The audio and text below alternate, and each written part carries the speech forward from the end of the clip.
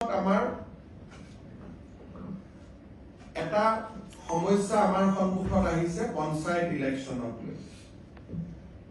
আজি যদি আমি পঞ্চায়ত ইলেকশন ঘোষণা কৰো, আমাক এমাহ সময় লাগে পঞ্চায়ত পাতিবৰ কাৰণে। আৰু আজি আমি 10 জানুৱাৰী 10 জানুৱাৰীত আজি গধূলিলৈকে এতিয়া আমি বহি আছো গোটেই কেবিনেটখনে যে উচ্চ ন্যায়ালয়ৰ যিগৰাকী ন্যায়াধীশ মহামান্য তেখেতে কোৰ্টত আজি ঘোষণা কৰিছিলে যে আজিৰ ভিতৰত তেওঁ জাজমেন্টটো দিব। কিন্তু এতিয়ালৈকে আমি বহি আছো, জাজমেন্টটো অহা নাই। গোটেই কেবিনেটখনে ইনফেক্ট 3 ঘণ্টা সময় আমি বহি আছিলো যে জাজমেন্টটো আহিব অলপ পিছত আহিব, এতিয়া আহিব, এনেকে আমি অপেক্ষা কৰি আছো। ইনফেক্ট দিনৰ 2টা বজাৰ পৰা আমি অপেক্ষা কৰি আছো। সাধাৰণতে চৰকাৰসমূহে পঞ্চায়ত পাতিব নোখোজে যে আমি পঞ্চায়ত নাপাতো, ইমান ইলেকশনত আমি ৰিস্ক নলওঁ। বিশেষকৈ বিধানসভাৰ নিৰ্বাচনৰ আগে আগে কোনো চৰকাৰে পঞ্চায়ত পাতিব নোখোজে। আমি পঞ্চায়ত পাতিবৰ কাৰণে উদ্গ্ৰীৱ হৈ বহি আছো। কিন্তু এই পৰ্যন্ত মই অলপ আগতে মহাঅধিবক্তা দেৱজিৎ শইকীয়াক টেলিফোন কৰিছিলো। তেওঁ কৈছে যে এই সময়লৈকে জাজমেন্টটো ডিক্লেৰেশ্যন হৈ আছে, জাজমেন্ট অহা নাই বা যি ধৰণৰ কথা। আজি যদি ৰাতি 12টাৰ আগতে আমি জাজমেন্টটো নাপাওঁ, পজিটিভ বা নিগেটিভ যি নহওক, তেতিয়াহ'লে আমি পঞ্চায়ত ইলেকশ্যনটো একেবাৰে মেট্ৰিক বা হায়াৰ ছেকেণ্ডাৰী পৰীক্ষাৰ পিছলৈকে লৈ যাব লাগিব। কাৰণ 14 ফেব্ৰুৱাৰীৰ পৰা মেট্ৰিক আৰু হায়াৰ ছেকেণ্ডাৰী আৰম্ভ হ'ব। আৰু যদি এবাৰ ইলেকশ্যন কৰিলে 1 মাহ সময় লাগে নটিফিকেশ্যনৰ পৰা, আৰু 2টা ফেজত কৰিলে আজি হল 10 তাৰিখ, 10 ফেব্ৰুৱাৰীত এটা হ'ব পাৰে, 12 ফেব্ৰুৱাৰীত এটা ইলেকশ্যন হ'ব পাৰে। কিন্তু আজি যদি ৰাতি 12টাৰ আগতে যদি হাইকোৰ্টৰ পৰা অৰ্ডাৰটো লাইন নাহে, আৰু পিছৰ 10 দিনো হাইকোৰ্ট বন্ধ আছে, গতিকে তাৰ পৰিপ্ৰেক্ষিতত মই ভাবো যে পঞ্চায়ত ইলেকশ্যন পতাটো অসম্ভৱ হৈ পৰিব। কাৰণ মেট্ৰিক আৰু হায়াৰ ছেকেণ্ডাৰী পৰীক্ষাৰ মাজত পঞ্চায়ত ইলেকশ্যন পাতিব পৰা নাযাব। গতিকে যিসকলে মোক সুধি আছে যে পঞ্চায়ত ইলেকশ্যন কেতিয়া হ'ব, মোৰ উত্তৰ এইটোৱে যে চৰকাৰে আজি 3 দিন ধৰি, আৰু কেছবিলাক হৈছে অকল এটা কৰিমগঞ্জ জিলাৰ 19খন পঞ্চায়ত লৈ, বাকী অসমখন ইয়াৰ লগত জড়িতই নাই। কৰিমগঞ্জ জিলাৰ 19খন পঞ্চায়ত, লাগিলে কৰিমগঞ্জ জিলাত ইলেকশ্যন নাপাতিলেও হৈ গ'লহেঁতেন।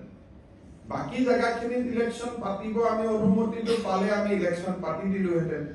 এই 12টা বজালৈকে আমি অপেক্ষা কৰিম। কিন্তু আজি যদি ৰাতি 12টা বজাৰ ভিতৰত যদি নাহেগৈ হাইকোৰ্টৰ পৰা, তেতিয়াহ'লে মই ভাবো যে মেট্ৰিক আৰু হায়াৰ ছেকেণ্ডাৰী পৰীক্ষাৰ আগত ইলেকশ্যন হোৱাটো অসম্ভৱ হৈ পৰিব।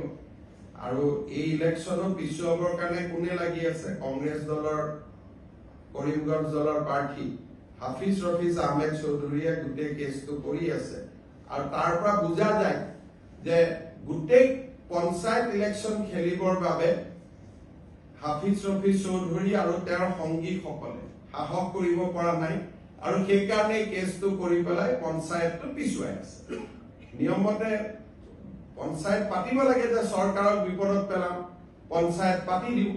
কিন্তু ইয়াত ওলোটা হৈছে যে বিৰোধী পক্ষৰ একাংশই, কাৰণ হাফিজ ৰফিজ চৌধুৰী কংগ্ৰেছ দলৰ অফিচিয়েল কেণ্ডিডেট হয়, আৰু আন যিগৰাকী অধিবক্তা তেওঁ কংগ্ৰেছ দলৰ দিনতে চলিচিটৰ জেনেৰেল হৈছিলে দিল্লীত। গতিকে 2জন অধিবক্তাই আজিও তেওঁলোকে আৰ্গুমেণ্ট 3 দিন আগত চেজ হ'ল, আজিও 2 ঘণ্টা আৰ্গুমেণ্ট কৰিছে।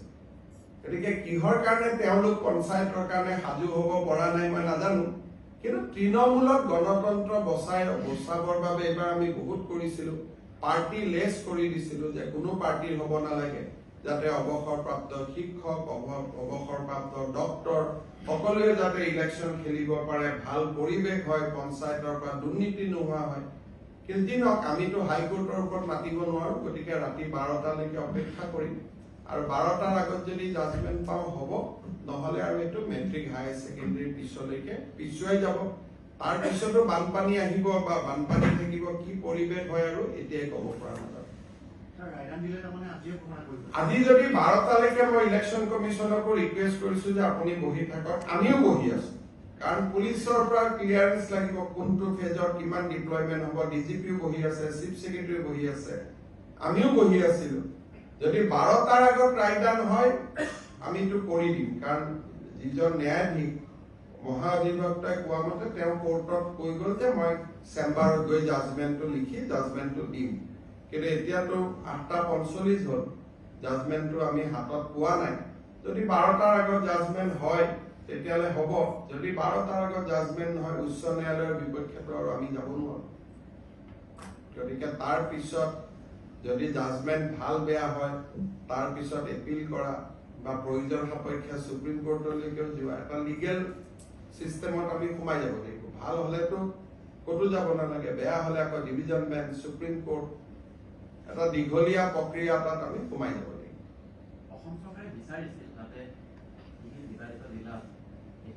আমিতো কৈছিলো যে যদি 19খন পঞ্চায়তৰ কথা, 19খন পঞ্চায়ত বা সেই জিলাখনেই কমপ্লিট বাদ দিয়ক, আমাৰ এডভোকেট জেনেৰেল তাত আৰ্গুমেণ্টটো দিছে।